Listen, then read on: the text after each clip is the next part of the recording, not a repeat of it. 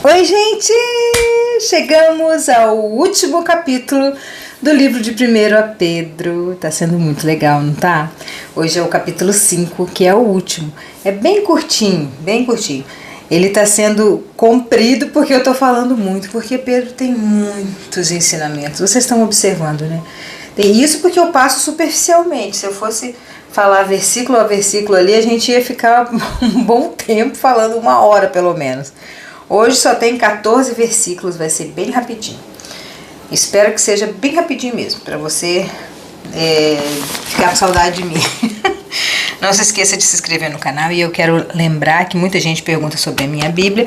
Agora eu arrumei o link. Ela tem um link aí debaixo nas plataformas, tudo quanto é canto do Mercado Livre, que é o lugar mais barato que eu achei. Eu deixei o link aí para você comprar. Arrasem aí no link. Vamos lá, capítulo 5. Conselhos para o povo de Deus. Eu, que também sou presbítero, Pedro falando, né? Dou agora conselhos aos outros presbíteros que estão entre vocês. Eu sou uma testemunha dos sofrimentos de Cristo e vou tomar parte na glória que será revelada. Glória a Deus. Amém. Nós também. Amém. Aconselho que cuidem bem do rebanho de Deus, que Deus lhes deu, e façam isso de boa vontade. Aqui está falando com os pastores agora, né? Como Deus quer e não de má vontade. Não façam o seu trabalho para ganhar dinheiro. Nossa! Se tem algum pastor me ouvindo aí, já está com raiva de mim, né? Algum pastor mercenário que só pensa em dinheiro? Olha o que Pedro está falando com os pastores. Não façam o seu trabalho para ganhar dinheiro. Não quer dizer que os pastores e líderes não devam ser remunerados, porque a Bíblia diz que o empregado é digno do seu salário.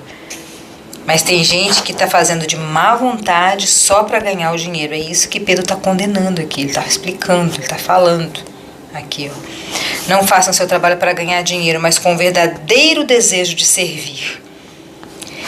Quem serve de verdade merece o seu salário. É o que diz a Bíblia.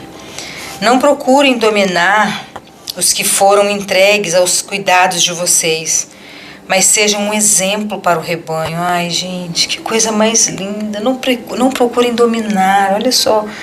Não procurem colocar cabresto nas pessoas, colocar ordem, regras.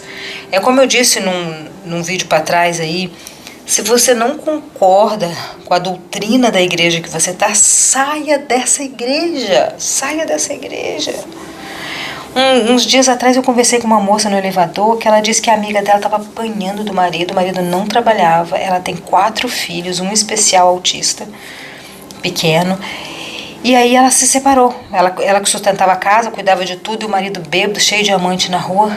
Ela se separou, o pastor da igreja dela lá, mandou ela voltar com esse rapaz. Falou, não, você tem que voltar, senão você vai pro inferno. Mas ele me bate, eu tô toda roxa, machucada, já quebrou minhas costelas, machuca meus filhos, não trabalha. Você tem que voltar, porque a Bíblia diz pra você voltar. Gente, não posso nem ouvir um negócio desse, porque eu já fico querendo ir lá conversar com o pastor. Porque, gente, não aceitem isso, por favor.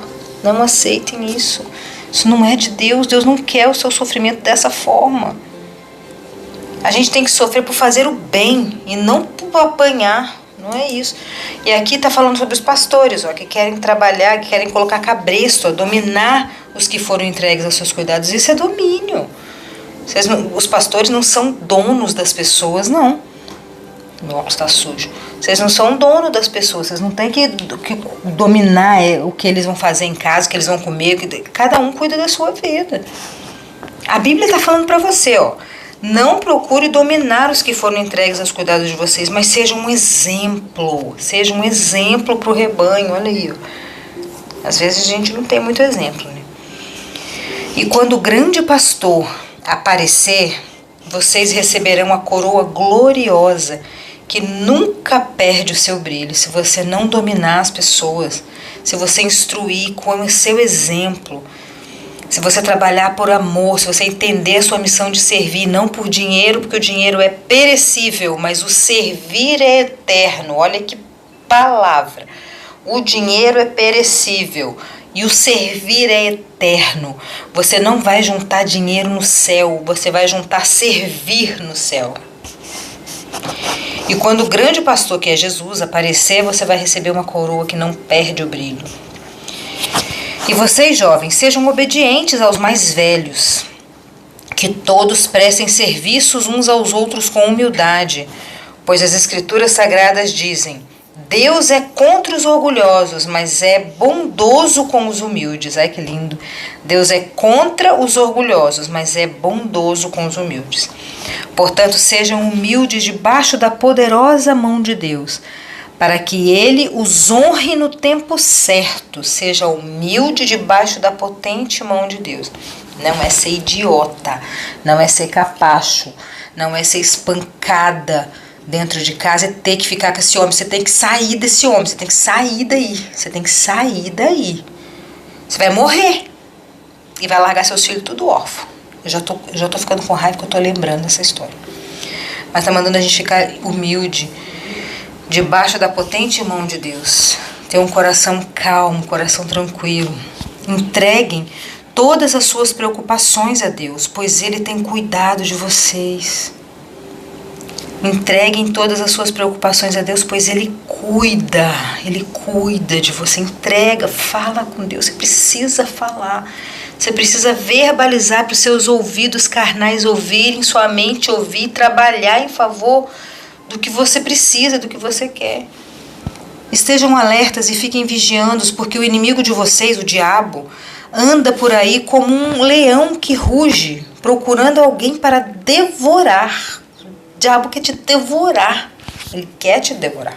Ele quer destruir sua vida, ele quer te matar. Ele quer usar esse marido para matar você e seus filhos ficar órfãos. Só Jesus. Fiquem firmes na fé e enfrentem o diabo, porque vocês sabem que no mundo inteiro os seus irmãos na fé estão passando pelos mesmos sofrimentos. Fiquem firmes na fé e enfrentem o diabo. Enfrente as coisas que não são de Deus. Deus te dá a revelação, Deus te fala. Mas depois de sofrerem por um pouquinho de tempo, porque a nossa vida é efêmera, a gente vai morrer rapidinho. A gente vai morrer, gente. Não tem como. A única coisa que a gente tem certeza na vida é que a gente vai morrer. Mas, o diabo, eu já me perdi. Mas depois de sofrerem por um pouquinho de tempo, o Deus que tem por nós um amor sem limites e que chamou vocês para tornarem parte na sua glória eterna, por estarem unidos com Cristo, Ele mesmo os aperfeiçoará e dará firmeza, dará força, dará verdadeira segurança. Olha que coisa mais linda. O Deus que nos escolheu através de Jesus Cristo nos dará força, firmeza e verdadeira segurança. A Ele seja o poder para sempre. Amém. Então nós temos que confiar, falar com Deus, porque Ele nos dá firmeza, nos dá força, nos dá segurança, nos dá coragem para enfrentar as aflições, as dores, as angústias, as tentações do diabo. O diabo tenta a gente o tempo inteiro, ele está perturbando a gente o tempo todo, ele quer que a gente faça coisa errada. Mas o Espírito de Deus que habita em nós nos dá firmeza, força e segurança para fazer o que é certo.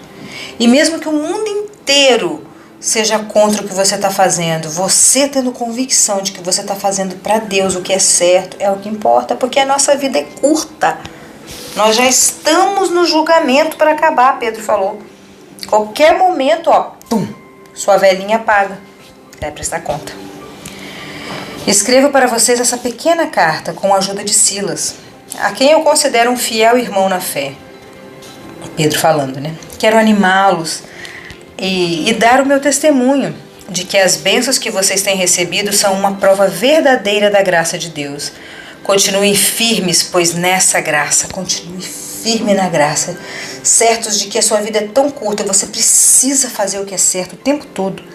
Você precisa rebater essas vozes horríveis que querem que você seja uma pessoa adúltera, má, ruim, que você fale mal do seu vizinho, do seu marido, do seu filho, da sua nora, que você seja uma pessoa covarde, chata, rancorosa, emburrada. Isso tudo é obra do diabo.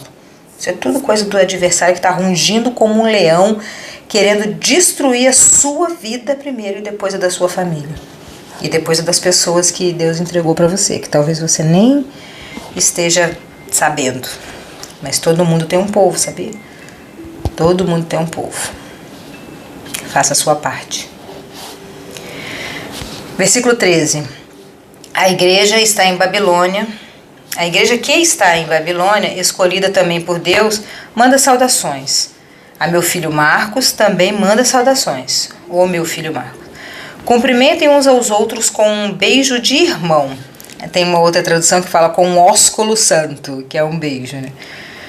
Carinho, com atenção, com intimidade, né? Cumprimentem uns aos outros com intimidade, com amor, com carinho, com dedicação. Que a paz seja com todos vocês que pertencem a Cristo. E assim finalizamos o primeiro livro de Pedro. E foi muito legal ler para vocês. É curto, objetivo e cheio de admoestações, igual diz a Bíblia. E amanhã leremos o capítulo 1 do segundo Pedro. Espero que estejam gostando. Não se esqueçam de curtir, compartilhar, comentar, se inscrever no canal. E amanhã vamos falar sobre o segundo Pedro. Um beijão bem grandão no seu coração. Fica aí com essa palavrinha pequenininha e cheia de ensinamentos. Tchauzinho.